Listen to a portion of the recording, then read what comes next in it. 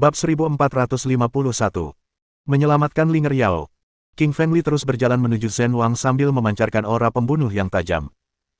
Zhen Wang mulai panik lebih hebat, melemparkan batu vitalitas karena terkejut dan membentuk formasi pertempuran pertahanan, serangan, dan jebakan yang berbeda-beda, mencoba menghentikan King Fengli. Namun, semua formasi susunan itu sia-sia di hadapan kekuatan luar biasa Lili. Ia dapat dengan mudah menghancurkan formasi susunan itu hanya dengan tebasan pedangnya. Terlalu lemah, kata King Fengli kepada Zhen Wang tanpa emosi. Zhen Wang mungkin merupakan seorang Grandmaster bagi orang lain, tetapi ia bukanlah apa-apa di hadapan King Fengli, yang telah mempelajari banyak formasi susunan dan kitab suci jimat spasial dari Kaisar Malam Kegelapan. King Fengli terlalu kuat, tidak terhalang oleh rintangan yang muncul di jalannya. King Fengli tiba di sisi Zhen Wang seketika dan menebas ke depan dengan pedang Kaisar Api miliknya, menghentikan bilah pedang tepat di leher Zhen Wang. Zhen Wang terus gemetar dengan wajah pucat. Merasakan bilah pedang yang membeku di lehernya, ia hampir mengompol. King Fengli, kumohon jangan bunuh aku, pinta Zhen Wang. Lili Qingshan tersenyum dingin dengan niat membunuh dan berkata, kalau begitu, kau seharusnya berpikir dua kali sebelum menjebak Yao Linger dan bersiap untuk membunuh mereka. Sekarang, pergilah ke neraka. Kemudian King Fengli mengayunkan pedang Kaisar Api ke depan, langsung memenggal kepala Zhen Wang. Puci. Kepala Zhen Wang melayang beberapa puluh meter. Darah muncrat, tubuhnya jatuh tersungkur ke tanah, tak bernyawa. Zhen Wang, guru besar formasi susunan di dunia kultivator mandiri, telah meninggal dunia. Para kultivator di sekitarnya sangat terkejut dan terus mundur karena takut kepada King Fengli. King Fengli terlalu kuat, bahkan bisa membunuh Zhen Wang juga. Luar biasa. Zhen Wang adalah seorang Grandmaster dalam menggunakan formasi arai, dan juga dikenal sebagai salah satu master terbaik di dunia kultivasi selama beberapa dekade. Siapa sangka dia akan mati di tangan King Fengli. Dulu aku tidak tahu kenapa Lili King Feng disebut nomor satu di generasi muda, tapi sekarang aku tahu. Dia terlalu kuat untuk dilawan. Para praktisi di sekitarnya membahas Li King Feng dengan perasaan yang rumit. Mereka memandang Li King Feng dengan kagum, takut, dan kagum secara bersamaan. Rasa kagum itu karena kekuatannya yang luar biasa, rasa takut itu karena kekhawatiran akan dibunuh, dan kekaguman itu karena kemampuan bertarungnya. Saat ini, King Fengli memperoleh status yang lebih tinggi di benak mereka dan dianggap hampir setingkat dengan monster-monster tua itu. Setelah membunuh Zhen Wang, sosok King Feng bergeser, dan dia langsung muncul di hadapan Bing Huang Dao dan Yi Huang Shou. Merasakan niat membunuh, Bing Huang Dao dan Yi Huang Shou terkejut dan berbalik untuk melarikan diri. Mereka telah menyaksikan kekuatan Li King Feng dan tidak berani melawannya. King Fengli menghentakkan kaki di tanah dan segera menyusul mereka berdua dalam sekejap. Ia mengayunkan pedang Kaisar Apinya ke depan, berubah menjadi dua semburan energi pedang yang tajam, dan langsung memenggal kepala mereka, membuat darah mengalir deras ke tanah. Semua orang di sekitar ketakutan melihat pemandangan ini dan semakin mundur. Setelah membunuh keduanya, Li King Feng berjalan menuju formasi pertempuran cahaya putih. Sejak kematian Zhen Wang, formasi pertempuran menjadi lebih lemah tanpa kendali langsung dari batu vitalitas. King Fengli menebas pedangnya, menghancurkan barisan pertempuran seketika. Dia melangkah ke samping Linger Yao dan berkata dengan khawatir, Linger Yao, kamu baik-baik saja. Senyum gembira terpancar di wajah cantik Yao Linger. Ia menghambur ke pelukan Li King Feng dan menggelengkan kepala, menandakan bahwa ia baik-baik saja. Anak anjing hitam mengibaskan ekornya dan berjalan di depan Lili. Ia menarik-narik celana Lili dan berkata, aku tidak baik-baik saja. Lili memutar matanya dengan kesal. Si anak anjing hitam benar-benar orang ketiga, menyela di saat yang begitu manis. King Fengli menendang anak anjing hitam menjauh, menyebabkannya merintih kesakitan saat terlempar sejauh belasan meter. Ular pemakan langit juga bermaksud bercanda, tetapi dia mundur setelah melihat apa yang terjadi pada anak anjing hitam. Permaisuri ular magma di samping melihat King Fengli memeluk Yao Linger dan menjadi tidak senang. Permaisuri ular magma mendengus dan berkata, apa yang kau tunggu-tunggu? Kau mau mencari lencana kepala atau tidak? Mendengar kata-katanya, Li King Feng berbalik. Ia merasakan kecemburuannya dan melepaskan Yao Linger. Linger Yao menatap wanita cantik itu dan juga menjadi tertekan, apa yang terjadi antara aku dan King Fengli bukanlah urusanmu. Permaisuri ular magma mengerutkan kening dan menjawab, King Fengli membawaku keluar dari sungai magma dan berjanji akan melindungiku. Kau lihat mawar merah ini. Ini hadiah darinya untukku. Dia mulai membual dengan bangga sambil melambaikan mawar di tangannya. Melihat mawar itu, Yao Linger merasa cemburu. Ia berasal dari Huaxia dan tahu bahwa mawar melambangkan cinta. Yao Linger berbalik dan berkata pada Li King Feng, beri aku setangkai mawar juga. Li King Feng tidak bisa menolak setelah melihat betapa keras kepala Yao Linger. Baiklah, aku akan memberimu satu juga setelah kita menemukannya di gunung. Pada saat berikutnya, King Feng Li menyadari sebuah cahaya keemasan terang telah muncul di gunung, dengan tulisan-tulisan jimat melayang di sekitarnya, dan banyak kultivator bergerak ke arah itu. King Feng Li mengerutkan kening dan berkata, "Anak anjing hitam, pergi periksa apa yang terjadi." Petik 2. Black Puppy mengangguk dan mengubah dirinya menjadi angin puyuh, segera mencapai sisi para pembudidaya diri itu. Ia menangkap seorang pembudidaya diri dan bertanya, "Mengapa kalian semua menuju ke arah itu? Apa yang terjadi?" Penggarap diri berambut pendek itu melirik ke arah anak anjing hitam dan menjelaskan, lencana kepala aliansi muncul di gunung di depan, jadi semua pembudidaya diri sedang menuju ke sana. Setelah berbicara, dia bergegas maju menyalurkan saripati vitalnya seperti orang gila, tidak lagi memperhatikan Black Puppy. Hal itu karena aturan pemilihan ketua aliansi adalah siapapun yang mendapat lencana ketua akan menjadi pemimpin kaum kultivator timur dan dapat memimpin seluruh pasukan mereka. Anak anjing hitam melangkah keras ke tanah, dan langsung terbang ke sisi King Feng. Li King Feng menjadi gembira setelah mendengar berita itu dan berkata, "Ayo kita pergi dan ambil lencana kepala suku di gunung itu." Bab 1452. Kekuatan besar berkumpul di Gunung Naga Harimau. King Feng memimpin rombongan dari depan, bergerak maju bagai badai. Anak anjing hitam, ular pemakan langit, permaisuri ular magma, Yao Linger, dan Taois gemuk itu mengikuti King Feng dengan cepat. Pegunungan Naga Harimau membentang ribuan kilometer, dan terdapat ribuan gunung di dalamnya. Setiap gunung tingginya sekitar beberapa kilometer, dan puncak-puncaknya menjulang menembus awan dan ke langit. Di pegunungan yang besar ini, tumbuh-tumbuhan, tanaman rambat, bunga, lumut, dan binatang buas yang tak terhitung jumlahnya hidup. Di tengah lebatnya pegunungan dan hutan, binatang buas meraung tanpa henti, mengguncang langit. Gunung Naga Harimau adalah gunung tertinggi di antara ribuan puncak di pegunungan tersebut. Tingginya 9.999 meter, hanya 1 meter dari puncak langit, dan puncaknya tidak dapat dilihat dengan mata telanjang. Pada saat ini, Gunung Naga Harimau memancarkan cahaya keemasan yang menyilaukan, menerangi seluruh pegunungan, menerangi segala sesuatu dalam radius ribuan kilometer. Seluruh langit tampak bercahaya keemasan, dengan tulisan-tulisan jimat yang tertata rapi di mana-mana. Di langit, di antara kitab suci jimat emas yang terbungkus rapat ini, seseorang dapat melihat bayangan token emas dengan kata-kata lencana kepala tertulis di atasnya. King Feng memimpin semua orang menuju Gunung Naga dan Harimau. Ia pernah ke sana sebelumnya, dan di sanalah ia memperoleh pedang cahaya emas dan bertemu permaisuri merak iblis. King Feng dapat mengingat dengan jelas, terakhir kali dia berada di sini, dia telah berjanji kepada permaisuri merak iblis bahwa saat dia mencapai alam kaisar roh, dia akan menyelamatkannya dari segel emas dao surgawi yang telah menjebaknya. Sepanjang perjalanan, ia bertemu banyak binatang buas yang sangat kuat. Mereka semua hidup di dalam hutan pegunungan, tetapi mereka bukanlah tandingan bagi Li King. King Feng menyerang dengan pedang kaisar api di tangannya dan memenggal kepala mereka, sementara anak anjing hitam dan ular pemakan langit memakan dan memurnikan pil iblis mereka. Setelah kedua binatang iblis ini memakan pil iblis, energi dan kekuatan iblis mereka sendiri meningkat pesat. Orang-orang di sekitar King Feng telah membentuk kekuatan yang sangat kuat dan patut diperhitungkan. Mereka tidak lebih lemah dari para tetua yang telah berlatih selama ratusan tahun. King Feng dan yang lainnya bergerak cepat, dan tidak lama kemudian, mereka tiba di bawah Gunung Naga Harimau.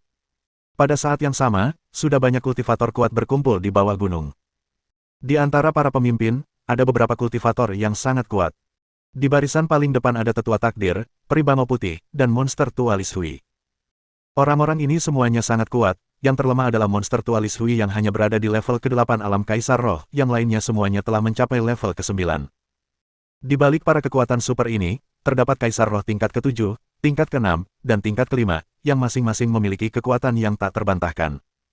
King Feng memimpin Linger Yao, permaisuri ular magma, Taois gemuk, anak anjing hitam, dan ular pemakan langit maju. Tiba-tiba, seorang kaisar roh tingkat ke-6 muncul dan menghalangi jalan King Feng. King Feng tidak berbicara sepatah kata pun saat dia menamparkan telapak tangannya, yang mulai memancarkan api bersuhu sangat tinggi saat menamparkan kepala pria itu, menghancurkannya menjadi potongan-potongan yang tak terhitung jumlahnya. Teman-teman dari kultivator mandiri yang baru saja terbunuh itu semuanya adalah kaisar roh tingkat ke-6 dan ke-7, yang langsung menjadi marah dan ingin membalas dendam saat mereka menyerang King Feng. King Feng sama sekali tidak peduli, dan dengan wajah tenang, ia meninju menggunakan tinju neraka pencekik untuk membentuk tinju besar yang menerjang ke depan.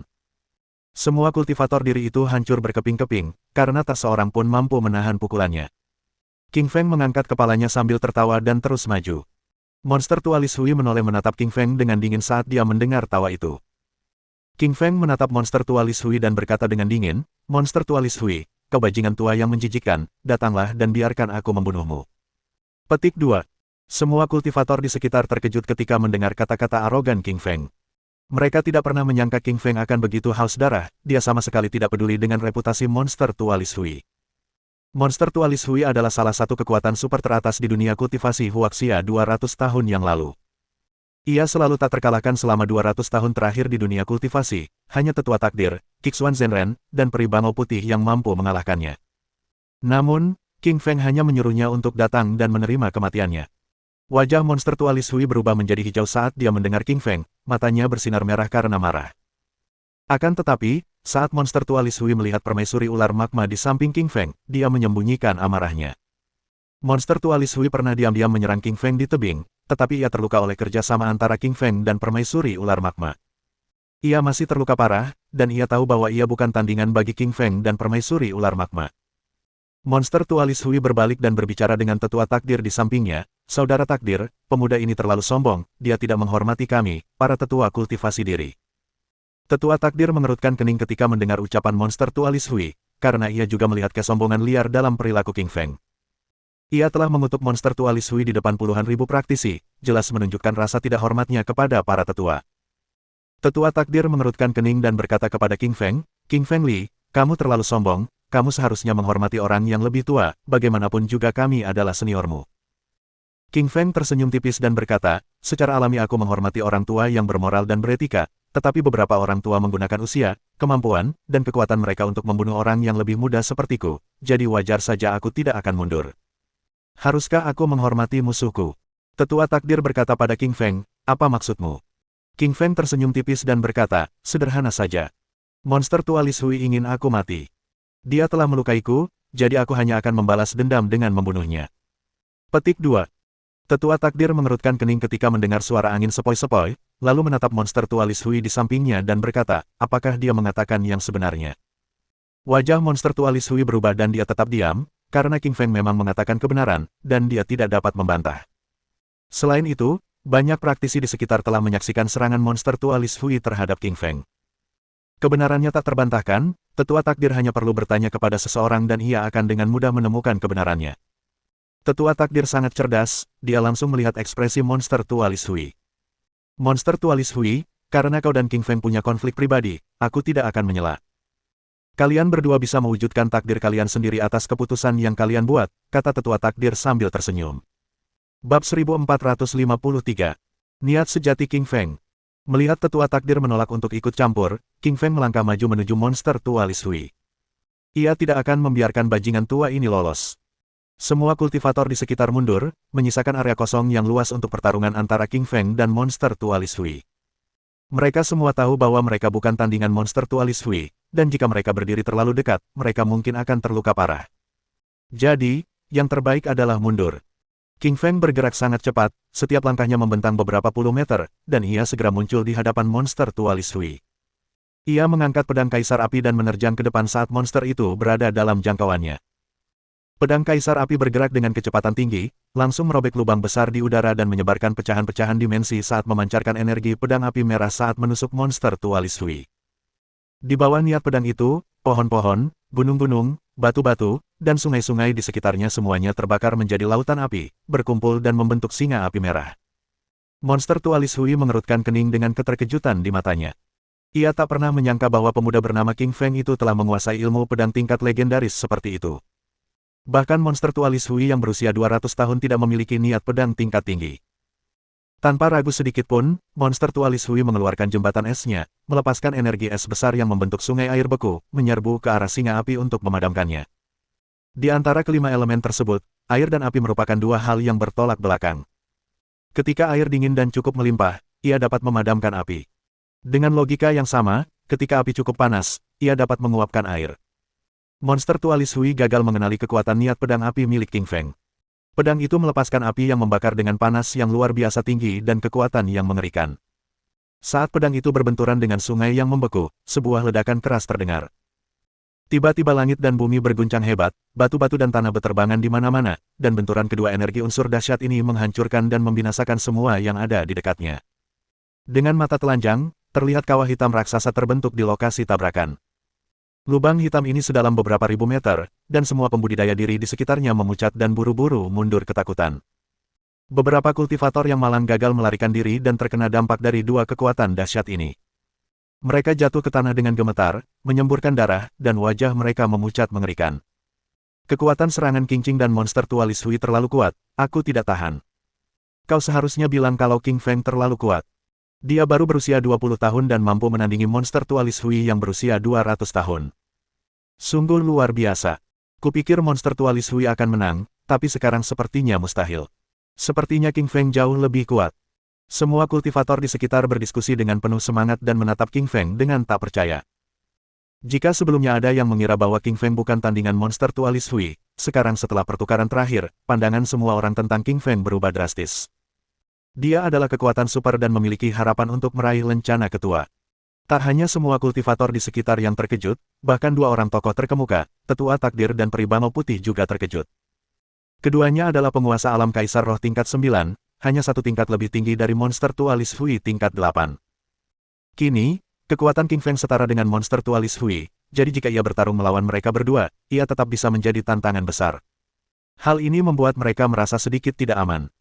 Yang berarti, King Feng juga punya peluang besar untuk memperoleh lencana kepala. King Feng tidak peduli dengan apa yang dipikirkan orang-orang di sekitarnya, karena dia fokus pada musuhnya, monster tua Li Shui.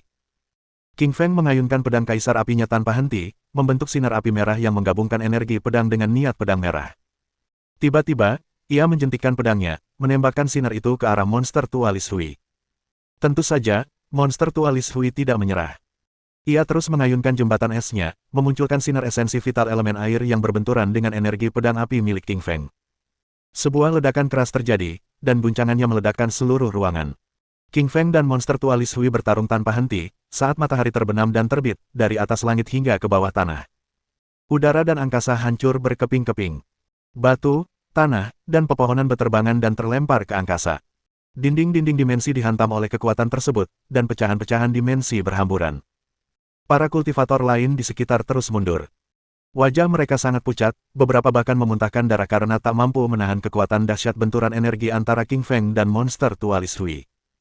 King Feng hanya seorang kaisar roh tingkat ketiga, tetapi kemampuan bertarungnya tidak kalah lemah dari kaisar roh tingkat ke-8. Pedang kaisar api milik King Feng diselimuti oleh 5 lapis niat pedang, yang dilepaskannya ke langit. Di tangannya yang lain, ia melancarkan tinjunya dengan tinju neraka cekik, menghancurkan ruang sementara mulutnya meneriakkan raungan keempat. Singa petir guntur. Di bawah 3 serangan ini, monster tua Li Shui tak berdaya. Untungnya, monster tua Li Shui masih memiliki jembatan es, kalau tidak, King Feng pasti sudah mengalahkannya. Pada akhirnya, keduanya beradu kekuatan esensi vital. King Feng memiliki esensi vital internal yang besar karena ia berlatih mantra abadi surgawi yang membantunya mengumpulkan pasokan energi yang tak terbatas. Saat keduanya bertarung, mereka menyerbu ke atas gunung naga dan harimau. Tak dapat disangkal, baik Li Shui maupun Li Shui memiliki niat masing-masing. Keduanya tampak sedang bertarung, tetapi diam-diam mereka berdua ingin merebut lencana kepala suku di gunung naga dan harimau. Namun, semua orang di sekitar mengira mereka hanya bertarung untuk saling membunuh, dan tidak menyadari niat mereka. Tiba-tiba, ekspresi Tetua Takdir berubah saat dia menyadari bahwa King Feng dan monster tua Li Shui telah mencapai setengah jalan mendaki gunung. Oh tidak, sepertinya kita sedang bertarung dengan si tua Li Shui dan si tua Li Shui, tapi mereka sedang menuju gunung naga dan harimau. Mereka mengincar lencana ketua, kata Tetua Takdir dengan ekspresi berubah. Seperti pepatah lama, makin tua usia Anda, makin banyak pengalaman yang Anda kumpulkan, dan makin jelas Anda dapat melihat sesuatu. Semua kultivator lain masih belum menyadari niat baik King Feng dan monster tua Li Shui. Hanya Tetua Takdir yang berusia 300 tahun yang mampu melihat niat baik mereka yang sebenarnya berkat kemampuan observasinya yang kuat. Wajah menarik Peri Bangau Putih berubah saat menyadari apa yang dikatakan Tetua Takdir. Pantas saja ia merasa aneh bahwa pertarungan antara King Feng dan monster tua Li Shui berubah menjadi begitu aneh. Jadi, keduanya menyerbu ke puncak gunung naga dan harimau demi lencana ketua sambil bertarung. Bab 1454. Serangan diam-diam dari belakang. Peri Bangau Putih mengerutkan kening dengan alisnya yang halus dan berkata, kita tidak bisa membiarkan mereka berdua mencapai puncak gunung naga harimau, atau mereka akan merebut lencana kepala sebelum kita sempat melihatnya. Setelah berbicara, dia memanggil seekor burung bangau abadi lewat telepati. Bangau abadi yang datang menjemputnya itu sangat besar, panjangnya 7 atau 8 meter dan seluruh tubuhnya diselimuti bulu-bulu putih. Bagai beludru, ia sangat bersih dan putih, lebih putih daripada bunga teratai putih dan bahkan salju putih yang baru saja turun. Ia tampak luar biasa indah, diselimuti cahaya putih yang bersinar dan menerangi seluruh langit. Peri bangau putih melangkah dari tanah dan melompat ke punggung bangau abadi. Bangau itu membentuk sinar cahaya putih yang melesat dengan kecepatan tinggi menuju Gunung Naga Harimau. Tetua takdir pun tak tinggal diam, ia memanggil awan putih dan melangkah ke atasnya, lalu awan itu terbang ke angkasa secepat kilat. Semua kultivator lainnya juga enggan menunggu, jadi mereka semua menyerbu ke atas menuju puncak gunung. Linger Yao menatap anak anjing hitam di sampingnya dan berkata, "Ayo cepat juga." Black Puppy mengangguk dan bersama Linger Yao, mereka berubah menjadi dua pusaran angin, menyerbu ke atas menuju Gunung Naga Harimau. Ular pemakan langit mengibaskan ekornya dan berkata pada permaisuri ular magma, "Manis, ayo kita pergi juga." Ular pemakan langit agak terpikat pada permaisuri. Ia telah menyadari bahwa permaisuri ular magma adalah seekor binatang iblis ular, yang telah menjelma menjadi wanita cantik melalui teknik binatang iblis yang sangat terlatih dan mengembangkan kekuatan supernya. Permaisuri ular magma memutar matanya dan mengabaikan ular pemakan langit karena dia tidak menyukai pecundang ini, dia terpikat pada King Feng. Sang permaisuri mengerucutkan bibir kecilnya, menghentakkan kaki ke tanah, terbang ke udara, dan menyerbu ke atas menuju Gunung Naga Harimau. Permaisuri ular magma berlari dengan kecepatan tinggi, dan tak butuh waktu lama baginya untuk melewati semua kultivator lainnya. Namun, ketika ia berbalik, ia melihat ular pemakan langit tepat di sampingnya. Siapa sangka ular ini akan secepat itu, dengan kecepatan yang tak lebih lambat darinya. 10.000 kultivator itu semua menyerbu ke atas Gunung Naga Harimau, dan pemandangannya luar biasa saat kepala-kepala yang berdempetan itu semua bergerak ke atas. Namun tak lama kemudian, seluruh Gunung Naga Harimau dipenuhi jeritan memilukan. Ratusan praktisi kultivasi diri berguling menuruni gunung, berlumuran darah dan luka, beberapa bahkan kehilangan anggota tubuh. Pemandangan yang mengerikan. Mereka semua terburu-buru mendaki gunung hingga tak menyadari segel di puncak gunung. Kekuatan dahsyat penghalang gunung itu menghalau semua orang yang mencoba menerobos. Gunung Naga Harimau bukanlah gunung biasa. Bahkan di antara 5 gunung abadi di Huaxia, sejak zaman kuno, hanya kuil leluhur Tao ini yang dapat dianggap setara dengan Gunung Kunlun. Para makhluk surgawi pertama dan para dewa surgawi yang kuat semuanya telah berlatih di tempat suci ini. Namun, ketika planet-planet asing menyerang bumi di zaman kuno, Gunung Naga Harimau menjadi gurun tandus. Banyak orang suci dan abadi yang kuat dibantai, dan darah mencemari seluruh pegunungan. Namun, arwah para arwah yang kuat masih ada. Banyak tempat masih memiliki formasi susunan dan batasan yang ditetapkan oleh para dewa untuk mencegah masuknya mereka yang berniat jahat. King Feng pernah ke Gunung Naga Harimau sebelumnya, dan cukup menyadari batasan-batasan di sana, jadi perjalanannya ke atas cukup mudah. Monster tua Lis Hui di sampingnya adalah monster berusia 200 tahun. Ia tidak hanya memiliki kekuatan luar biasa sebagai kaisar roh tingkat 8, tetapi juga menguasai formasi susunan dan batasan. Selain itu, ia pernah ke Gunung Naga Harimau 100 tahun yang lalu, jadi ia cukup mengenal tempat itu. Angin sepoi-sepoi dan monster tua Lis Hui masih bertarung, dan mereka berada di garis depan. Dengan energi vital internal yang meluap, mereka menyerbu bersama bagai pusaran petir menuju puncak Gunung Naga Harimau. Tetua takdir dan peri bangau putih mengikuti dari belakang King Feng, semakin dekat tidak butuh waktu lama hingga mereka menyusul. King Feng mengerutkan kening, dan tanpa ragu, ia mengerahkan seluruh energi vitalnya semaksimal mungkin, lalu dengan panik menyerbu ke puncak gunung. Ia tahu bahwa ia harus meraih lencana kepala suku, agar ia bisa memimpin pasukan kultivasi timur mengalahkan pasukan kultivasi barat. Tiba-tiba, reaksi naluri King Feng meningkat tajam. Ia segera mengangkat kepalanya dan menyadari tangan monster tua Lis Hui yang terangkat sedang memukulnya. Monster tua Lis Hui baru saja berlari bersama King Feng, tetapi saat ia menyadari bahwa King Feng 3 atau 4 meter lebih cepat darinya, hal ini membuatnya takut. Monster tua Lis Hui khawatir kalau King Feng akan memperoleh lencana kepala terlebih dahulu, jadi dia menyerang punggung King Feng saat dia berada 3 atau 4 meter di belakangnya. Tiba-tiba, King Feng melepaskan teknik tubuh api penyucian fananya, memenuhi tubuhnya dengan cahaya keemasan saat ia meninju keluar dari kehampaan. Tinju emas raksasa itu membawa momentum dahsyat ke arah tangan monster tua Lis Hui. Bang! Dengan suara keras, tangan monster tua Lis Hui menghantam tinju King Feng. Suara keras itu mengguncang seluruh langit, bahkan memicu segel di samping mereka dan melepaskan energi yang luar biasa. Energi besar itu bagaikan badai yang menyebar kemana-mana, menghancurkan dan memusnahkan semua yang ada di sekitarnya. Sebagian energi bahkan mengalir langsung ke bawah, tepat ke arah mereka yang berada di belakang mereka. Beberapa kultivator mandiri berlari ke arah energi tersebut dan jatuh ke tanah. Setelah menyerang monster tua Lis Hui dengan pukulan, King Feng tidak melanjutkan serangannya, melainkan berbalik dan terus menyerang ke atas. Ia tahu lencana kepala adalah yang terpenting. Monster tua Lis Hui di sampingnya mungkin terlihat menjijikkan, tapi itu tidak penting. Selama King Feng berhasil merebut lencana kepala, dia bisa menguasai seluruh wilayah kultivasi diri timur, dan bahkan monster tualis Hui pun harus mematuhinya. King Feng bergerak luar biasa cepat, bagaikan angin puyuh, namun kecepatan tetua takdir dan peri bangau putih tak kalah darinya, mereka pun segera menyusulnya. Monster tualis Hui juga ada tepat di belakangnya. Kini, keempat orang ini hanya berjarak 10 meter, sementara King Feng berjarak 100 meter dari lencana kepala suku. Rambut panjang King Feng tiba-tiba berdiri, karena ia merasakan bahaya besar yang belum pernah ia rasakan sebelumnya. Bahkan lebih menakutkan daripada bahaya yang ia rasakan ketika monster tualis Hui mencoba menyerangnya dari belakang. King Feng segera berbalik dan menghindar ke samping. Ia melihat dua lubang dalam muncul di tanah tempatnya berdiri. Lubang-lubang itu sedalam beberapa ratus meter, gelap gulita, dan tak berujung. Wajah King Feng memucat ketika ia menyadari bahwa dua orang yang menyerangnya dari belakang adalah tetua takdir dan peri bangau putih. Untungnya, insting dan refleksnya tajam, kalau tidak, ia pasti terluka parah. Bab 1455. Tiba di puncak gunung. Penatua takdir, dan peri bangau putih, beraninya kalian berdua menyerangku secara diam-diam, kata King Feng dengan ekspresi muram. Nada bicara King Feng dipenuhi amarah. Ia tak pernah menyangka kekuatan super besar ini akan menyerang diam-diam dari belakang. Tetua takdir tersenyum tipis dan berkata, King Feng, kita semua berjuang untuk lencana kepala suku, dan aku tidak akan membiarkanmu memilikinya. Sang tetua takdir ingin memperoleh lencana kepala lebih dari apapun, karena begitu ia memperolehnya, ia akan dapat mengendalikan seluruh wilayah pengembangan diri Huaxia. Ia bahkan mampu mengendalikan kekuatan alam kultivasi Huaxia ke alam misterius untuk menemukan jalan masuk ke era kuno dan keluar angkasa. Begitu berada di planet-planet tingkat tinggi, ia dapat mempelajari teknik-teknik tingkat tinggi dan memperoleh ramuan tingkat tinggi untuk memperpanjang hidupnya. Kemampuan tetua takdir untuk hidup lebih lama bergantung pada ini, jadi tentu saja dia tidak akan membiarkan King Feng memilikinya. Peri bangau putih sangatlah cerdas, ketika King Feng berbicara dengan tetua takdir, dia menunggangi bangau putih itu dengan cepat ke depan dan melampaui mereka berdua. Wajah King Feng dan tetua takdir berubah, mereka tidak punya waktu untuk berdebat atau bertempur, karena mereka semua dengan cepat menyalurkan saripati vital mereka dan dengan panik berlari menaiki gunung.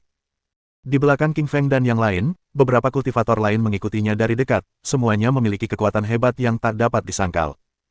Semakin tinggi mereka mendaki gunung naga harimau, semakin kuat dan menindas tekanan dari segel itu. Tekanan udara terasa sangat kuat, bahkan membuat bernapas pun sulit. Begitu semua orang tiba di ketinggian 8.000 meter di atas gunung, monster tualis Hui, tetua takdir, dan peri bangau putih mendarat dan mulai berjalan karena tekanannya terlalu kuat. Setiap langkah mereka semakin sulit. Pembatasan dao surgawi memenuhi udara dengan skrip segel dao surgawi putih, yang tersembunyi di dalam dimensi. Hanya King Feng, peri bangau putih, dan tetua takdir yang bisa melihat mereka, sedangkan yang lainnya buta dan hanya bisa merasakan peningkatan tekanan udara. Beberapa kultivator yang kurang kuat bahkan terjatuh ke tanah, tubuh mereka gemetar karena keringat dingin, dan wajah mereka memutih. Mereka bahkan tidak bisa bergerak, sementara hanya beberapa kultivator yang jauh lebih kuat yang bisa mengikuti di belakang King Feng dan yang lainnya. Mereka harus mencapai puncak untuk merebut lencana kepala, jadi masih ada 1000 meter lagi yang harus ditempuh. 1000 meter mungkin tak jauh, tapi juga tak dekat. Bagi para pembudidaya mandiri ini, mereka bisa menempuh jarak sejauh itu dalam sekejap mata jika dalam kondisi normal.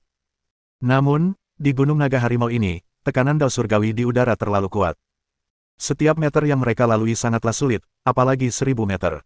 Perlahan-lahan, siluet keempat orang ini muncul di puncak gunung. Mereka adalah tetua takdir, peri bangau putih, dan monster tualis Hui. Mereka adalah yang terkuat, jadi mereka berjalan di barisan paling depan. Di belakang mereka, permaisuri ular magma, Yao Linger, anak anjing hitam, ular pemakan langit, Taois gemuk, dan beberapa kultivator kuat lainnya membuntuti dari dekat. Taois gemuk itu tidak kuat secara fisik, tetapi ia memiliki banyak harta spiritual. Beberapa di antaranya mampu menangkis strip segel dao surgawi, yang memungkinkannya berjalan perlahan. Di sebelah kirinya adalah tetua takdir, dan di sebelah kanannya adalah peri bangau putih, sementara monster tualis Hui mengikutinya dari dekat. Ketiga orang ini membentuk formasi yang menjebak King Feng di tengah. King Feng melihat dan menyadari posisinya yang tidak menguntungkan, tetapi dia tidak punya pilihan lain karena sulit untuk menggerakkan tubuhnya, jadi dia harus terus maju perlahan. Ia memandang puncak gunung dan merasa hampir sampai. Masih ada 800 meter lagi yang harus ditempuh, yang membuatnya yakin bahwa ia akan segera mencapainya. King Feng melepaskan esensi vital batinnya, memancarkan cahaya keemasan yang menangkal penindasan dao surgawi. Untungnya, ia berlatih teknik tubuh api penyucian fana, teknik yang sangat kuat yang dapat membantunya mencapai tingkat keabadian. Tentu saja, peri bangau putih di samping King Feng juga tidak sesederhana itu. Ia juga telah berlatih teknik tingkat abadi dan mewarisi warisan bangau abadi, sehingga dengan esensi vital bangau abadi di dalam dirinya, ia mampu menangkal tekanan segel Dao Surgawi. Tetua Takdir lebih merupakan sosok yang berkarakter. Konon, Tetua Takdir dapat memprediksi Dao Surgawi, dan awan di bawah kakinya adalah awan yang sama yang diinjak para dewa di zaman kuno, yang dapat menangkal batasan Dao Surgawi. Monster Tualis Hui di belakang King Feng memiliki jembatan es orang suci, yang dulunya digunakan oleh para santo di zaman kuno, sehingga jembatan itu juga dapat menangkal batasan Dao Surgawi. Lagi pula, keempat orang ini adalah yang paling kuat di antara kerumunan. Tubuh King Feng bersinar dengan cahaya keemasan, peri bangau putih bersinar dengan cahaya putih, dan tubuh Tetua Takdir juga bersinar dengan cahaya putih. Semua pusat kekuatan ini saling berdekatan, dan tak lama kemudian, mereka hanya mencapai jarak 50 meter dari puncak gunung. Ketika mereka tiba, mereka semua tidak dapat bergerak, karena ada formasi pertahanan putih yang menghalangi pergerakan mereka.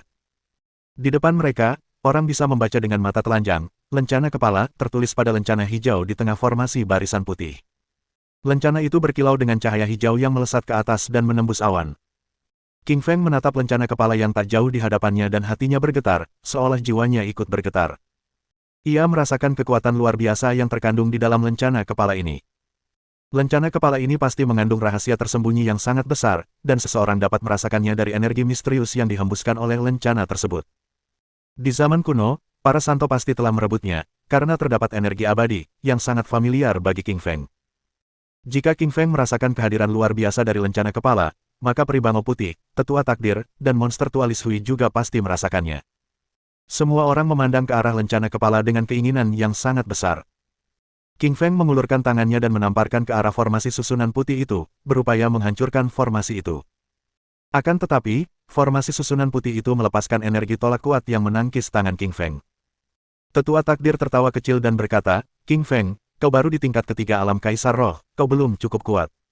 Aku sudah di tingkat ke-9, jadi serahkan saja padaku." Penatua Takdir melepaskan saripati vital abadi di dalam dirinya, melambaikan tangan kanannya dan menyerbu ke arah formasi susunan di hadapannya. Akan tetapi, formasi susunan putih ini melepaskan energi tolak yang kuat sekali lagi, dan langsung terpantul dari tangan Tetua Takdir. Bab 1456. Memasuki dari kehampaan. Ketika peri bangau putih melihat bahwa baik King Feng maupun Tetua Takdir telah dipukul mundur oleh formasi susunan itu, wajahnya yang menarik menampakkan sedikit kebingungan dan kekhawatiran. Apakah formasi susunan ini benar-benar sekuat itu? Peri bangau putih mengulurkan jari-jarinya yang halus untuk menciptakan pilar cahaya putih yang menghantam formasi susunan itu, mencoba menghancurkannya. Namun, formasi susunan itu menembakkan seberkas cahaya putih dan langsung menangkis jarinya, yang bahkan membuat tubuhnya sedikit gemetar. King Feng, Tetua Takdir, peri bangau putih, dan monster Tualis Hui semuanya membeku di tempat yang sama. Lencana kepala di depan mereka hanya berjarak 50 meter, tetapi formasi susunan yang kuat mencegah mereka berempat memecahkannya. King Feng telah mempelajari banyak hal tentang formasi susunan dan strip jimat dimensi, tetapi formasi susunan di hadapannya ini membuatnya bingung dan tercengang. Formasi susunan puncak Gunung Naga Harimau ini sangat kuat, merupakan formasi tingkat orang suci zaman kuno, dan telah melampaui semua pengetahuan formasi milik King Feng. Beberapa saat yang lalu, Tetua Takdir, monster Tualis Hui, peri bangau putih, dan King Feng semuanya adalah musuh, tetapi sekarang, mereka semua berkumpul bersama untuk mencari tahu cara memecahkan formasi tersebut.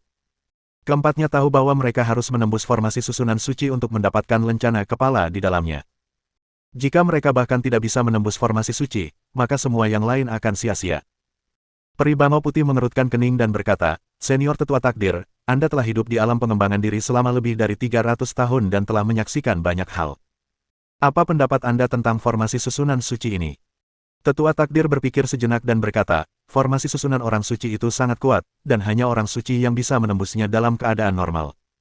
Orang terkuat kita hanya berada di alam Kaisar Roh, jadi kita tidak bisa menembusnya." Wajah menawan peri bangau putih menunjukkan sedikit penyesalan ketika mendengar ucapan Tetua Takdir.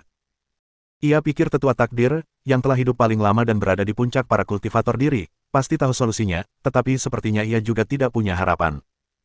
Sang Tetua Takdir terdiam sejenak, lalu berkata, "Yah, itu bukan hal yang mustahil, ada cara lain untuk memecahkannya." Wajah peri bangau putih berseri-seri gembira saat ia berkata, "Penatua Takdir, apa solusinya? Ayo, beritahu semua orang." Tetua Takdir tertawa kecil, lalu berkata, "Formasi susunan suci ini mungkin kuat, tetapi ribuan tahun telah berlalu. Kekuatannya pasti telah jauh berkurang hingga setara dengan formasi susunan tingkat alam tertinggi roh. Kita bisa memecahkannya selama kita menemukan kekurangannya, atau posisi titik susunannya. Peri bangau putih tersenyum pahit sambil menggelengkan kepala. Tetua takdir membuatnya terdengar mudah, bahwa mereka hanya perlu menemukan titik susunan di dalam formasi untuk memecahkannya, tetapi ternyata sangat sulit. King Feng mengerutkan kening. Ia tahu formasi susunannya telah melemah selama ribuan tahun erosi dan tidak sekuat sebelumnya. Namun, formasi itu masih berada di level Sein, jadi bagaimana mungkin seseorang bisa melihat kekurangan titik susunannya? Setidaknya, King Feng tidak bisa. King Feng yakin monster tua Lis Hui, tetua takdir, dan peri bangau putih juga tidak bisa melihatnya. Jika salah satu dari mereka bisa melihat kekurangannya, formasi susunan itu pasti sudah retak, dan mereka pasti akan bergegas masuk untuk mengambil lencana kepala suku.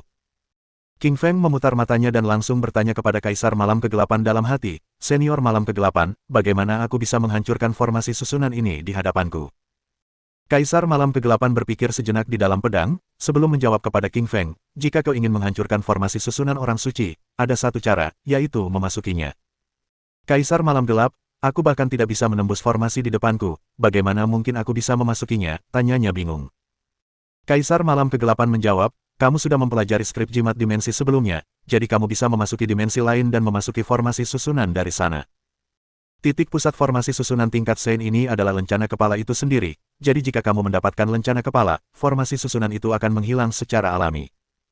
Setelah mendengar penjelasan Kaisar Malam Kegelapan, hati King Feng dipenuhi rasa gembira, karena dia sekarang tahu bagaimana memecahkannya.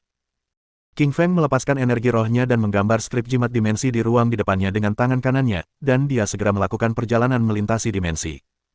Wajah peri bangau putih, tetua takdir, dan monster tua Lis Hui dipenuhi keterkejutan saat melihat King Feng menghilang. Peri bangau putih bertanya, Penatua takdir senior, di mana King Feng? Apa yang terjadi? Monster tua Lis Hui di samping mereka juga kebingungan sambil menatap tetua takdir, menunggu jawaban. Lagi pula, di antara mereka semua, tetua takdir adalah yang tertua, berusia 300 tahun. Ia hidup paling lama, memiliki tingkat kultivasi tertinggi, dan pengalaman terbanyak. Tetua takdir awalnya juga bingung, ia juga tidak mengerti bagaimana manusia hidup bisa menghilang begitu tiba-tiba ke dalam kehampaan. Namun, tetua takdir segera menyadari sesuatu dan raut wajahnya berubah. Mungkinkah King Feng telah memperoleh pengetahuan tentang formasi susunan dimensi dan memasuki dimensi lain? Tanya tetua takdir dengan nada terkejut. Peri bangau putih kemudian bertanya, Penatua takdir senior, bahkan jika King Feng tahu tentang formasi susunan dimensi, apa pengaruhnya? Dan bagaimana pengaruhnya terhadap kita? Tetua takdir mengerutkan kening dan berkata, Peri bangau putih, kau tidak mengerti. Hanya ada satu cara untuk memasuki formasi susunan suci ini, yaitu dengan memasuki kehampaan lalu memasuki formasi dari sana. Setelah masuk, kau bisa dengan mudah meraih lencana kepala suku. Segera setelah tetua takdir berbicara, wajah peri bangau putih dan monster tua Lis Hui berubah. Mereka semua berbalik dan melihat ke dalam formasi susunan tingkat Sein, tempat siluet King Feng muncul. King Feng telah memasuki pusat formasi susunan dari kekosongan, menghindari penghalang luar formasi susunan. Saat ini, King Feng berada 1 meter dari lencana kepala, dan dia mengulurkan tangan kanannya ke arah lencana itu. Sang tetua takdir, monster tua Lis Hui, dan peri bangau putih semuanya menjadi pucat saat melihat ini. Mereka menolak membiarkan King Feng memperoleh lencana kepala, atau mereka akan dipaksa untuk mematuhinya. Bang bang bang. Tetua takdir, monster tua Lis Hui, dan peri bangau putih semuanya menyerang dengan tinju, cakar, dan tangan mereka yang berkekuatan dahsyat dan saripati vital ke arah formasi susunan tingkat suci dengan gila-gilaan, dalam upaya menghentikan King Feng. Akan tetapi, serangan ketiga orang itu tidak berpengaruh pada formasi susunan orang suci yang kuat. Berdiri di tengah formasi susunan, King Feng tersenyum tipis kepada orang-orang di luar, santai saja semuanya. Kalian tidak akan pernah bisa menghancurkan formasi susunan suci ini kecuali kalian juga tahu tentang formasi susunan dimensi dan bisa masuk ke sini melalui kehampaan. Bab 1457. Berjuang untuk lencana kepala suku. King Feng tersenyum tipis dan mengabaikan semua orang yang berada di luar formasi susunan. Sekarang dia punya hal yang lebih penting untuk dilakukan. Dia mengulurkan tangan kanannya ke arah lencana kepala. Namun, naskah jimat Dao Surgawi pada lencana kepala bersinar dengan cahaya hijau dan melepaskan kekuatan tolak yang mendorong King Feng menjauh. King Feng mengerutkan kening, matanya penuh kejutan. Ia tak pernah menyangka tangannya bahkan tak mampu meraih lencana kepala tepat di depan matanya. Sungguh mengejutkan. King Feng melepaskan teknik tubuh penyucian fana, menyebabkan seluruh tubuhnya bersinar dengan cahaya keemasan yang kuat. Tangannya juga berkilau keemasan, dan mengandung kekuatan luar biasa dengan daya yang tak terkalahkan. Ia menyerbu ke arah lencana kepala di depan untuk merebutnya. Namun, lencana kepala memancarkan cahaya hijau yang tak kalah lemahnya dengan cahaya keemasan teknik tubuh api penyucian fana. Lencana kepala juga mengandung energi abadi dan langsung menangkis tangan King Feng lagi. Suara Kaisar Malam Kegelapan muncul di benak King Feng, katanya, "Bocah kecil, lencana kepala di hadapanmu ini tidak sederhana." Lencana itu dipegang oleh tangan-tangan abadi di zaman kuno, dan di atasnya terdapat formasi susunan abadi yang tidak dapat disentuh oleh orang biasa. King Feng mengerutkan kening dan bertanya, "Kaisar Malam Kegelapan Senior, apa yang harus aku lakukan agar bisa mendapatkan lencana kepala?" Kaisar Malam Gelap berkata, "Si kecil, kau tidak bisa dengan kekuatanmu saat ini, jadi biarkan aku membantumu." Setelah berbicara, jiwa Kaisar Malam Kegelapan terbang keluar dari pedang dan melepaskan energi rohnya ke lencana kepala, dan memblokir energi abadi di permukaannya. Mata King Feng dipenuhi dengan kegembiraan, dan tanpa ragu sedikit pun, dia mengulurkan tangan kanannya secepat kilat dan meraih lencana kepala di tangannya. Ketika Kaisar Malam Kegelapan melihat bahwa King Feng telah meraih lencana kepala, wajahnya berseri-seri gembira, meskipun agak pucat. Ia baru saja menggunakan energi spiritualnya sendiri untuk memblokir energi abadi dan kini terluka. Kaisar Malam Kegelapan memerintahkan King Feng untuk segera mengendalikan lencana kepala, lalu arwahnya kembali ke pedang untuk beristirahat, karena dia baru saja menggunakan sejumlah besar energi rohnya dan perlu memulihkan diri. Saat memegang lencana kepala, King Feng merasakan gelombang energi abadi memasuki tubuhnya. Energi itu menutrisi kulit, otot, pembuluh darah, dan uratnya, serta langsung meningkatkan kekuatan kultivasinya. Hati King Feng dipenuhi sukacita. Ia sempat mengira lencana kepala ini hanyalah lencana kayu biasa, tetapi ternyata di dalamnya tersimpan rahasia-rahasia mengejutkan. King Feng memandang lencana kepala dan menemukan bahwa ada kata-kata kuno yang tak terhitung jumlahnya terpahat di atasnya dan semuanya adalah naskah jimat Dao Surgawi. Naskah jimat Dao Surgawi sangat mendalam dan sulit dipahami, bahkan King Feng tidak dapat memahaminya dengan tingkat pengetahuannya saat ini. Sebuah kitab jimat Dao Surgawi dari lencana kepala memasuki tubuh King Feng, dan King Feng memperoleh kemampuan untuk mengendalikannya. Ledakan! Ledakan! Dengan suara keras, seluruh formasi orang suci di sekitar hancur berkeping-keping dan lenyap. Oh tidak, aku sudah menguasai lencana kepala, dan semua formasi susunan suci di sekitarku telah lenyap. Melihat ini, King Feng mengerutkan kening karena terkejut. King Feng menghentakkan kaki dengan keras ke tanah dan terpental ke udara bagai seberkas energi pedang tajam ke belakang, karena ia melihat peri bangau putih, tetua takdir, dan monster tualis Hui semuanya menyerbu ke arahnya. King Feng mengerutkan kening dan mengulurkan lencana kepala dengan tangan kanannya. "Kalian semua berhenti. Aku telah mendapatkan lencana ketua dan sekarang menjadi ketua aliansi pengembangan diri. Kalian semua harus mematuhiku," kata King Feng dengan keras. King Feng berbicara sangat keras seperti bel besar. Peri bangau putih menghentikan serangannya ketika dia mendengar King Feng, karena dia masih menghormati lencana kepala di hadapannya. Akan tetapi, tetua takdir dan monster tualis Hui tidak berhenti, mereka mengulurkan tangan dan terus menyerang King Feng untuk mencuri lencana kepala darinya. Wajah King Feng menjadi gelap dan matanya dingin. Ia tak pernah menyangka kedua tetua ini bisa begitu kasar dan tidak sopan. Ia jelas telah mengambil lencana kepala suku, tetapi mereka masih ingin mencurinya. Tetua takdir memiliki kekuatan terbesar di antara mereka bertiga, di tingkat ke-9 alam Kaisar Roh. Ia tiba-tiba menerjang maju dengan tangan kanannya yang berkekuatan dahsyat dan meraih lencana kepala. Akan tetapi, lencana kepala melepaskan energi besar yang menolak tubuh tetua takdir, melemparkannya ke udara, dan wajahnya memutih saat ia jatuh ke tanah. Sang tetua takdir menatap lencana kepala dengan sangat terkejut dan ketakutan. Dia hanya merasakan energi abadi yang sangat besar di dalam dirinya yang mustahil untuk dikalahkan. Untungnya, lencana kepala tidak memiliki niat membunuh, kalau tidak, lencana itu akan membunuh tetua takdir. Pada saat yang sama, monster tualis Hui menangkap lencana kepala dan mencoba mencurinya. Namun kali ini, lencana kepala melepaskan kekuatan hisap yang menyedot seluruh esensi vital monster tualis Hui. Lencana kepala menghukum monster tualis Hui, karena merasakan niat membunuhnya. Mata monster tualis Hui dipenuhi ketakutan, ia berteriak, "Apa? Bagaimana mungkin esensi vitalku tersedot ke dalam lencana kepala suku?" King Feng di sampingnya juga terkejut, dia tidak pernah menyangka bahwa lencana kepala ini akan menyedot saripati kehidupan monster tualis Hui, tetapi dia tidak peduli, karena bajingan tua ini selalu ingin membunuhnya. King Feng tidak pernah menemukan kesempatan itu, tetapi jika bukan karena dia ingin mendapatkan lencana kepala terlebih dahulu, dia pasti sudah membunuh monster tualis Hui. Sekarang lencana kepala telah menyedot saripati kehidupan monster tualis Hui, dan tentu saja King Feng tidak akan menghentikannya, karena monster tualis Hui pantas mendapatkannya. Lencana kepala itu bagaikan pusaran air yang melahap, dan lubang hitam universal surrealis yang melepaskan daya hisap hebat saat menyedot semua saripati vital monster tualis Hui dan mengubahnya menjadi energinya sendiri. Memercikkan. Tubuh monster tua Li Shui ambruk ke tanah. Wajahnya pucat pasi dengan kerutan di mana-mana, rambutnya putih, dan matanya sayu, tanpa tanda-tanda kehidupan. Esensi vital internal monster tua Li Shui, darah esensi, kekuatan, dan segala sesuatu yang lain semuanya tersedot bersih oleh lencana kepala. Ia kini menjadi mayat kering yang terbaring di sana. Bab 1458. King Feng menjadi kepala aliansi. Sang tetua takdir dan Peribamo Putih sama-sama terkejut saat melihat ini, mereka tidak pernah mengira lencana kepala akan begitu kuat. Tak heran jika ada yang bilang siapapun yang merebut lencana kepala dapat menguasai seluruh wilayah kultivasi timur. Saat King Feng berdiri di sana dengan lencana kepala di tangannya dan monster tua Li Shui yang telah mati di kakinya, semua kultivator lain di sekitarnya menatapnya dengan ngeri. Melihat wajah para penonton, King Feng terdiam. Ia juga tak pernah membayangkan hal ini akan terjadi, tetapi ia juga tak bisa mengendalikan lencana kepala suku. Itu adalah benda misterius, jika siapapun yang berkultivasi sendiri di timur dengan niat membunuh menyentuhnya, maka seluruh saripati vital internalnya akan tersedot kering. Akhirnya, King Feng mengerti pepatah itu, bahwa siapapun yang berhasil merebut lencana kepala dapat menguasai wilayah kultivasi di Huaxia.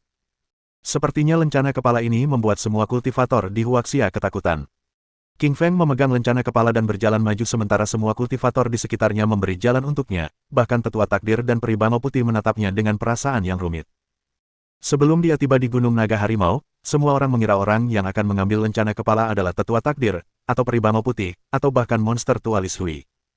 Namun, tak seorang pun menyangka bahwa pada akhirnya, King Feng lah yang akan mendapatkan lencana tersebut. Di antara semua kultivator, King Feng mungkin memang kuat, tetapi ia jelas bukan yang terkuat, karena tetua takdirnya beberapa tingkat lebih tinggi darinya. Akan tetapi, melawan segala rintangan, King Feng berhasil merebut lencana kepala dan menjadi penguasa dunia pengembangan diri Huaxia. Yao Linger, permaisuri ular magma, anak anjing hitam, ular pemakan langit, dan Taois gemuk semuanya memandang ke arah King Feng dengan gembira. Mereka semua adalah teman-teman King Feng, jadi wajar saja jika mereka berharap King Feng akan menjadi ketua. Tentu saja, di antara 10.000 kultivator ini terdapat musuh-musuh King Feng, dan ketika mereka melihat King Feng telah menjadi tuan, mereka tentu saja merasa kesal, tetapi mereka sama sekali tidak berdaya. Untungnya, King Feng tidak menyimpan dendam, dan ia tidak menggunakan lencana kepala untuk membalas dendam kepada musuh-musuhnya. Meskipun beberapa kultivator diri pernah berselisih dengannya di masa lalu, kini ia adalah penguasa para kultivator diri timur dan melihat segala sesuatu dari perspektif yang lebih luas. King Feng tidak akan pernah menggunakan lencana kepala untuk menindas kultivator lain, itu akan menunjukkan betapa piciknya dia, dan dia menolak melakukannya. Anak anjing hitam dipenuhi dengan kegembiraan saat ia melambaikan ekornya dan melompat dalam perjalanannya menuju King Feng. Kalian para kultivator berlutut dan memberi hormat kepada King Feng, pemimpin aliansi kultivasi timur. Anak anjing hitam mengangkat cakarnya dan berteriak kepada para kultivator di depan mereka. Ekspresi para pembudidaya diri tingkat rendah ini berubah, namun mereka semua tunduk pada perintah lencana kepala, dan berlutut sambil meneriakkan dengan lantang, salam bagi kepala. Sekarang, King Feng tampak lebih cemerlang dari sebelumnya dan menjadi pusat perhatian. Dia tersenyum ringan dan berkata, kalian semua bisa berdiri sekarang. Para pembudidaya diri ini berdiri dan menatap King Feng dengan hormat. Bagaimanapun, dengan kekuatannya, ia berhasil merebut lencana kepala dan menunjukkan tingkat kekuatannya. Terlebih lagi, ia sudah sangat terkenal di ranah kultivasi diri Huaxia, dan banyak kultivator diri yang menghormatinya. King Feng melambaikan tangannya dan berkata dengan keras, semuanya, ayo kita tinggalkan gunung. Petik 2. King Feng memimpin di depan, bersama Linger, permaisuri ular magma, anak anjing hitam, ular pemakan langit, dan Taois gemuk di sampingnya saat semua orang berjalan menuruni gunung. Di belakang mereka, tetua takdir, Peribamo Putih, Xian Xianmu, Master Sekte Raja Bambu, Meng Yaofu, Master Sekte Kekaisaran, dan banyak lainnya mengikutinya menuruni gunung. Ketika King Feng memimpin semua orang ke kaki Gunung Naga Harimau, wajahnya berubah, karena dinding putih besar telah menghalangi jalan mereka. Tembok putih ini sangat besar, panjangnya beberapa ribu meter dan tingginya beberapa ribu meter. Tembok itu menjulang menembus langit dan mengelilingi seluruh Gunung Naga Harimau beserta semua orang di dalamnya. King Feng mengerutkan kening dengan cemas karena ia ingat betul bahwa ketika ia mendaki gunung, jelas tidak ada dinding putih. Namun, sekarang ada dinding aneh, dan tingginya sama dengan gunung itu sendiri. Biarkan aku melihat apa ini. Anak anjing hitam berjalan keluar dari samping King Feng, dan dengan hentakan kaki di tanah, ia terbang ke udara dan menuju dinding putih, mencoba terbang di atasnya. Namun, pilar cahaya putih melesat dari atas dinding putih. Pilar itu berisi energi tingkat suci yang langsung menerbangkan anak anjing hitam. Black Puppy terbang sejauh lebih dari 10 meter, dan jatuh beberapa kali sebelum berhenti. Ular pemakan langit mencibirkan bibirnya dan mengejek, anak anjing hitam, di mana kesombonganmu sekarang? Bukankah kau kuat? Kenapa kau bahkan tidak bisa melompati tembok? Anak anjing hitam terluka parah karena jatuh. Ia memutar bibirnya dan berkata, ular kotor, coba lompati tembok sendiri. Ular pemakan langit memandang anak anjing hitam dengan jijik dan menghentakkan ekornya ke tanah. Dengan kekuatan itu, tubuhnya melayang ke udara bagai sinar energi pedang tajam, mencoba terbang di atas dinding putih ini. Namun, seberkas cahaya putih melesat dari atas dinding putih, mengandung kekuatan dahsyat yang langsung menangkis tubuh ular pemakan langit. Tubuh ular pemakan langit terlempar lebih dari 10 meter, dan jatuh dengan keras ke tanah tepat di samping anak anjing hitam. Ia juga pusing, kotor, dan sedikit terluka akibat jatuh tersebut. Ular pemakan langit berdiri terhuyung-huyung, ia menatap dinding putih dan berkata, sialan, dinding putih ini punya kekuatan untuk menolakku. Kok bisa begitu kuat sampai aku bahkan tidak bisa melewatinya? Anak anjing hitam berkata, sekarang kau tahu betapa kuatnya tembok putih itu. Kau baru saja mengejekku karena tidak bisa melewatinya, dan sekarang kau juga tidak bisa melewatinya. King Feng melambaikan tangannya untuk menghentikan anak anjing hitam dan ular pemakan langit berbicara, matanya terfokus ke depan. Saat ia lebih fokus pada dinding putih di depannya, ekspresinya menjadi lebih khawatir dan serius, karena ia merasakan kekuatan besar di dinding putih ini. Dinding itu mengandung energi suci yang kuat. Wajah cantik peri bangau putih menunjukkan sedikit keterkejutan, dia tiba-tiba berkata, Ketua Aliansi, aku merasa dinding putih ini bukan milik wilayah kultivasi Huaxia kita, aku merasakan energi asing di sana. Bab 1459. Serangan dari alam kultivasi diri barat. Mata King Feng dipenuhi dengan keterkejutan saat dia mendengar peri bangau putih. Peri bangau putih, bagaimana kau tahu kalau tembok putih ini bukan milik pasukan kultivasi timur? Tanya King Feng mengerutkan kening. Peri bangau putih tersenyum dan menjelaskan, King Feng, izinkan aku memberitahumu, aku berlatih teknik bangau abadi dan metode astronomi timur, jadi aku bisa merasakan energi asing di dinding putih ini. Tetua takdir di samping mereka juga berkata, benar, aku juga bisa merasakan kehadiran agung dari dinding putih ini. Energi yang dilepaskannya jelas bukan berasal dari teknik kultivasi timur, melainkan lebih dekat dengan teknik kultivasi barat. King Feng mengerutkan kening dan terpikir sesuatu yang aneh. Mungkinkah para kultivator barat telah tiba di sini, dan membangun tembok putih ini untuk menjebak semua kultivator timur di dalamnya? King Feng menyampaikan kecurigaannya kepada tetua takdir, karena tetua takdir telah hidup selama lebih dari 300 tahun, jadi dia akan mampu memberikan beberapa wawasan. Tetua takdir mengangguk dan berkata, prediksi King Ching benar, tembok itu pasti dibangun oleh para kultivator barat, dan mereka telah mencapai Gunung Naga Harimau. Hahaha. Tawa liar terdengar dari luar tembok, sangat arogan, gila, dan tak terkendali, jelas-jelas mengejek semua orang yang ada di dalam tembok. Para kultivator timur, tebakan kalian benar. Kami adalah kultivator barat, dan kami telah mencapai Gunung Naga Harimau. Kami akan membunuh kalian semua hari ini dan membagi harta Gunung Naga Harimau di antara kami, raung sebuah suara arogan dari luar tembok. King Feng mengerutkan kening dan menatap ke depan. Yang dilihatnya hanyalah sosok humanoid bersayap 6 yang berdiri di atas dinding putih. Manusia ini berbeda dari manusia lainnya. Sayap putih perak tumbuh di kedua sisi punggungnya, seperti makhluk abadi yang terbang. Tetua takdir mengerutkan kening dan berkata, Seraf Remy, aku pernah melihat orang ini sebelumnya. Dia adalah sosok yang kuat di ranah pengembangan diri barat. King Feng mengerutkan kening, dia pernah mendengar tentang orang ini sebelumnya dan tahu bahwa dia sangat terkenal di wilayah pengembangan diri barat. Tentu saja, Remy hanyalah karakter dongeng yang hanya muncul di bawah perintah Dewa Langit dan jarang muncul di dunia nyata. Siapa sangka dia akan hadir hari ini di Gunung Naga Harimau. Para kultivator timur yang berada di dalam tembok semuanya terkejut saat merasakan energi besar yang dilepaskan Remy. Mereka semua dapat merasakan dengan mendalam kekuatan luar biasa manusia bersayap 6 ini, yang tidak kalah lemahnya dibandingkan dengan semua kultivator terkuat di pihak mereka. Kepala aliansi, biarkan aku menguji kekuatannya, kata permaisuri ular magma sambil tersenyum. Sekarang semua kultivator timur memanggil King Feng dengan sebutan ketua persekutuan, tentu saja permaisuri ular magma juga akan memanggilnya demikian. King Feng membawa permaisuri ular magma dari sungai magma, jadi dia ingin memamerkan kemampuannya dan membuktikan kepada semua orang betapa kuatnya dia. Tentu, tapi permaisuri ular magma, kau harus berhati-hati di dekat manusia bersayap 6 ini. Dia bukan manusia biasa. Permaisuri ular magma mengangguk dan menghentakkan kaki dengan keras ke tanah, lalu tubuhnya melayang ke udara bagaikan kilatan petir, dan langsung tiba di atas tembok putih. Permaisuri ular magma melambaikan tangannya untuk membentuk telapak tangan merah besar yang menutupi ruang dengan kekuatan luar biasa dan menyerbu ke arah Seraf. Sang Seraf tidak mempermasalahkannya sama sekali, dan dengan ekspresi tenang, ia mengayunkan tangan kanannya untuk membentuk tinju dewa surgawi yang besar. Tinju itu datang dari angkasa bagaikan bintang jatuh. Membentuk pilar cahaya putih yang merobek langit, dan menghantam keras tinju magma milik permaisuri ular magma. Benturan itu menghasilkan suara keras yang mengguncang langit. Seluruh langit dan tanah berubah drastis akibat benturan tersebut, retakan yang tak terhitung jumlahnya muncul ke permukaan bagaikan jaring laba-laba yang terjalin erat. Energi yang sangat besar menyebar kemana-mana, dari atas tembok hingga ke bawah tanah. Beberapa kultivator yang berdiri di dekatnya kehilangan keseimbangan dan jatuh ke tanah, sementara beberapa bahkan memuntahkan darah akibat kekuatan turbulen yang dahsyat itu. Ketuk-ketuk-ketuk-ketuk. Tubuh permaisuri ular magma terdorong mundur 4 langkah, wajah menariknya memucat, dan tangan kanannya merasakan sakit yang menyengat. Ia tak pernah menyangka pria bersayap 6 ini bisa sekuat itu. Ia bahkan lebih kuat darinya, seorang kaisar roh tingkat 9, dan berhasil membuatnya mundur 4 langkah dalam satu serangan. Sayang, kamu terlalu lemah. Seraf tersenyum ringan sambil mengejek permaisuri ular magma. Permaisuri ular magma adalah kekuatan yang tangguh saat berada di sungai magma, jadi ia tak pernah tahan dengan ejekan pria bersayap 6 ini. Matanya dipenuhi amarah, dan ia tiba-tiba mengangkat tinjunya dan menyerang Seraf lagi.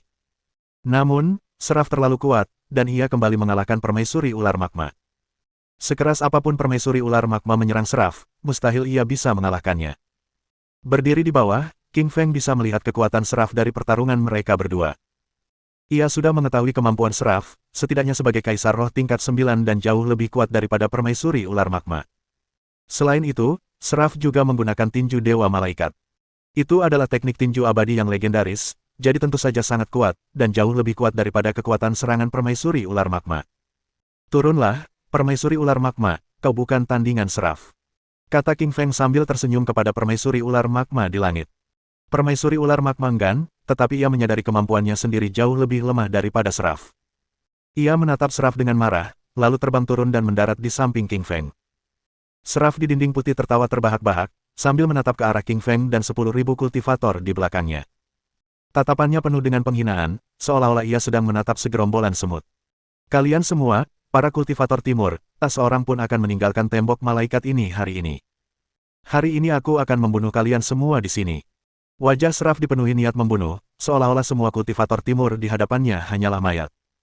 Semua mata para kultivator timur dipenuhi amarah saat mendengar kata-kata ancaman dari Seraf.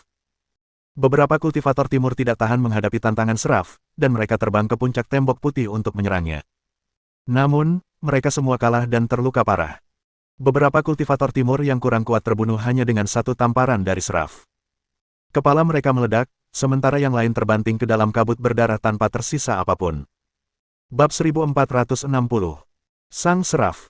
King Feng mengerutkan kening, tatapannya menjadi dingin saat ia menatap para kultivator timur yang telah mati. Ia merasa sangat marah. Seraf ini harus mati. Beraninya dia membunuh semua kultivator timur ini di depan King Feng. Dia jelas-jelas tidak menghormati ketua aliansi sama sekali. Ketua, kau harus membalaskan dendam kami, teriak semua pembudidaya diri di sekitar. Teman-teman dan keluarga orang-orang ini baru saja dibunuh oleh Seraf, dan mereka semua sangat marah, tetapi mereka bukanlah tandingan Seraf, jadi mereka tidak punya pilihan selain mengandalkan King Feng. Sekarang, King Feng adalah ketua aliansi kultivasi timur, dan lebih dari 10.000 kultivator yang berdiri di belakangnya semuanya patuh padanya. Ia bertanggung jawab untuk melindungi orang-orang ini dari bahaya dan celaka. Saat King Feng melangkah maju dengan kaki kanannya untuk menyerang Seraf, peri bangau putih menghentikannya. Wajah menawan peri bangau putih dipenuhi amarah, saat ia berkata kepada King Feng, "Ketua, giliranmu belum tiba. Biarkan aku mengurus Seraf, aku punya bangau abadi agar aku bisa terbang ke langit." King Feng mengangguk dan berkata, "Oke, tapi hati-hati." Petik 2. Peri bangau putih secara mental memanggil bangau abadi dari cincin interspatialnya. Bangau abadi itu sangat cantik, dan seluruh tubuhnya seputih salju. Begitu muncul, ia melepaskan energi abadi. Karena ia adalah keturunan bangau abadi dan telah berlatih teknik bangau abadi, beserta kekuatan supernya yang telah terbangun, ia kini menjadi luar biasa kuat. Peri bangau putih menggerakkan tubuhnya bagai kilatan petir putih dan langsung mendarat di atas bangau abadi. Ia menepuk pelan kepala bangau abadi itu, dan bangau itu pun terbang dari tanah menuju puncak dinding putih. Burung bangau abadi itu langsung terbang beberapa ribu meter ke udara, dengan kecepatan yang mengejutkan semua pembudidaya mandiri. Mata mereka dipenuhi kegembiraan, karena mereka tahu peri bangau putih adalah salah satu master terkuat di alam kultivasi timur. Sebagai kekuatan alam kaisar roh tingkat 9, kekuatannya setara dengan tetua takdir. 6 sayap Seraf sedikit melambai, dan dia langsung terbang ke udara. Ketika Seraf melihat peri bangau putih, wajahnya dipenuhi kekhawatiran, karena ia merasakan kekuatan luar biasa wanita di hadapannya. Kekuatan yang dilepaskannya membuatnya ketakutan. Sang seraf sangat berhati-hati, ia melancarkan serangan pada kesempatan pertama. Ia mengepakkan sayapnya dan menyerang tiba-tiba. Cahaya putih itu membentuk sinar yang membelah udara dan angkasa, dan langsung muncul di hadapan peri bangau putih. Peri bangau putih tidak menyerang sama sekali, ia hanya menepuk pelan kepala bangau abadi itu, dan bangau itu pun jelas mengerti maksudnya. Bangau abadi itu mengayunkan lengan kanannya dengan ganas, membentuk sinar cahaya putih yang menghantam cahaya putih seraf. Sebuah ledakan keras terdengar, mengguncang langit dan menciptakan retakan besar di langit dan tanah. Bentrokan energi dahsyat itu menyebar kemana-mana. Yang terlihat hanyalah bebatuan dan tanah beterbangan di antara langit dan bumi, sementara ruang angkasa jungkir balik, dan semuanya hancur berkeping-keping. King Feng berdiri di bawah dinding putih saat dia melihat gelombang energi besar menerjang ke bawah. Dia mengerutkan kening dan melambaikan tangan kanannya untuk membentuk telapak tangan besar yang terbang ke depan untuk menghancurkan gelombang energi. Salam bagi ketua, teriak semua pembudidaya diri di sekitar saat mereka melihat ini. Beberapa kultivator tingkat rendah telah merasakan energi kaisar roh tingkat ke-9 hampir menginjak-injak tubuh mereka, karena tubuh dan jiwa mereka menggigil. Mereka tahu bahwa jika energi ini berbenturan dengan mereka akan terluka parah, tetapi dengan satu gelombang telapak tangan King Feng, energi besar ini diblokir. Ketika King Feng pertama kali merebut lencana kepala dan menjadi kepala aliansi pengembangan diri, beberapa pembudidaya diri masih meragukan kualifikasi King Feng. Namun, langkah terakhir King Feng telah menyelesaikan semua keraguan mereka. Mereka kini menyadari kekuatan besarnya, dan bahwa ia sebenarnya jauh lebih kuat daripada yang dapat disimpulkan dari tingkat kultivasi alam kaisar roh tingkat ketiganya saat ini. King Feng tersenyum ringan dan berkata, "Penatua takdir, jika gelombang energi itu menerjang lagi, kau yang bertanggung jawab untuk menangkalnya." Petik 2. Tetua takdir mengangguk dan berkata, "Jangan khawatir ketua, aku pasti akan memblokir gelombang energi itu." Di atas tembok putih, seraf dan peri bangau putih bertarung dengan sengit. Sayap seraf membentuk bila-bila angin putih yang tak terhitung jumlahnya, merobek udara dan angkasa, serta mengguncang sekeliling. Bangau abadi dan seraf bertarung dengan sengit tanpa tanda-tanda kekalahan atau kemenangan. Anak anjing hitam mengibaskan ekornya, datang ke samping King Feng dan berkata, "Menurutmu siapa yang akan menang?" King Feng menatap anak anjing hitam, tersenyum, dan berkata, "Menurutmu siapa?" "Tentu saja, peri bangau putih." Petik 2. Anak anjing hitam menyipitkan matanya dan bertanya, "Kenapa peri bangau putih? Bukankah seharusnya seraf?" King Feng memutar matanya dan berkata dengan kesal, "Biasanya kau sangat pintar, apa yang terjadi hari ini? Tidakkah kau lihat peri bangau putih hanya menggunakan bangau abadi saat ini dan seraf hampir tidak bisa mengimbanginya? Jika peri bangau putih bertindak sendiri, dia pasti bisa mengalahkannya." Petik 2. Anak anjing hitam mengangguk mengerti. Ia hanya menyadari bahwa hasilnya seri, tetapi tidak menyadari bahwa peri bangau putih sama sekali tidak bergerak, karena ia mengendalikan bangau abadi dalam pertempuran. Di atas tembok putih, burung bangau peri bangau putih dan seraf bertarung, membuatnya sulit untuk menentukan siapa yang lebih unggul. Energi masif itu terus melesat ke langit dan turun ke tanah. Seluruh langit dan bumi berguncang hebat, dan angkasa dipenuhi kegelapan serta bebatuan dan pasir berserakan di udara. Berdiri di bawah dinding putih, King Feng berkata, "Peri bangau putih, serang dan kalahkan makhluk bersayap 6 ini." Peri bangau putih mengangguk, lalu menepuk kepala bangau abadi itu dengan jari-jarinya yang halus untuk menghentikan serangannya. Ia memutuskan untuk ikut bertempur sendiri. Ia melangkah pelan di punggung bangau abadi itu, melemparkannya ke udara dan mendarat tepat di atas dinding putih sambil melambaikan tangan kanannya membentuk telapak tangan besar yang menepuk ke arah seraf. Seraf mengepakkan sayapnya membentuk sinar cahaya putih untuk menangkis telapak tangan lawan. Namun, sinar energi abadi yang tak terkalahkan melesat dari telapak tangan peri bangau putih, langsung menghempaskan tubuh seraf. Wajah seraf memucat saat ia memuntahkan darah. Ia menatap peri bangau putih dengan sedikit keterkejutan. Ia tak pernah membayangkan wanita timur ini begitu kuat. Mohon dukungan dari omom ante-ante sekalian, buat subscribe atau sharekan novel Mimin ke Facebook kalian, agar channel Mimin bisa terus berkembang. Dengan begitu, Mimin bisa lebih semangat untuk up novel seru lain ke depannya. Buat teman-teman yang sudah subscribe dan sharekan novel